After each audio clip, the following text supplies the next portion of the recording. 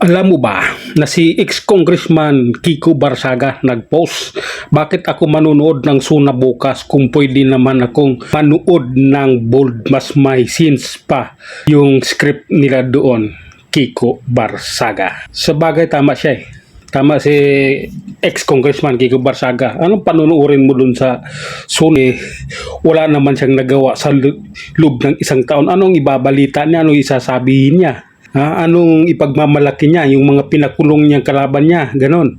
Yun yung ipagmamalaki niya. Yung mga pagbibinta niya ng ari-arian ng gobyerno. Yun ba yung sasabihin niya? Walang manonood, maraming hindi manonood ng kanyang Suna. Yung kanyang ipagmamalaki. Wala naman, di ba? Kayo nga, sabihin niyo nga kung anong nagawa ni Marcos. Sa bawat lugar sa inyo, anong nagawa niya? Yung namimigay siya ng ayuda, nagtigda 2,000 piso doon sa mahihirap at doon daw sa malapit na maghirap. Ano yung sabi niya? Malapit na maghirap, ano yun? Di ko maintindihan yun eh. Natatawa lang ako pag pinanood ko yung video na yun. Parang tanga lang yung yung nagsasalita eh. Hindi niya alam yung mga pinagsasabi niya, para siyang ewan, para siyang ingot na ewan. Walang nga talagang sense. Tama nga si Congressman Kiko, wala namang sense yung nagsasabi niya, walang ka latoy-latoy, ika nga.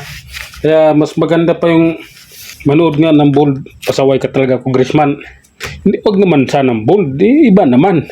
Pwede kang manood ng mga anime. Anime yung mga pinapanood ko, yung mga Chinese na may Tagalog ang boses, yun yung pinapanood ko, hindi yung grabe naman. Pero sa bagay talaga, yung Suna niya bukas, kahit si Ted Filon hindi interesado doon sa Suna niyang sa Lunes. Hindi interesado si Ted Filon dahil wala naman siyang achievement, wala naman siyang nagawa. Ang ginawa lang niya ay maglustay ng pera sa taong bayan. Yung flood control niya, sino pang kinasuhan? May kinasuhan na siyang congressman, minadali dahil sasabihin niya sa Suna niya yung mga kinasuhan niyang congressman, bukod doon wala na. Yun lang. Yung mastermind siya eh. At saka yung pinsan niya, si Romualdez, pero nasaan, walang kaso. Hindi sila magkakaroon ng kaso. Malabo yun. Kaya lahat nakatutok sila kay BP Inday Sara. Yun yung katotohanan. Kaya yung Suna bukas, ewan ko lang kung sinong manunood, kung sino. Pagtatawanan lang yan. Sasabihin ko sa inyo, yung comment section yan, bukas puro haha. Puro katatawanan, puro emojing nakalabas yung dila.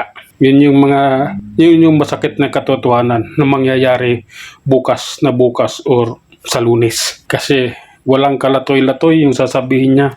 Walang nangyari, walang naganap. Wala siyang nagawa. Tingnan mo lang yung kunting baha, di ba? Kunting ulan, baha kaagad. Kunting ulan lang. Kita mo yung EDSA, halos di na madadaanan. Kaya walang manunod, walang kwenta yung kanyang Suna bukas. Yun lang muna, hanggang sa muli. Maraming salamat.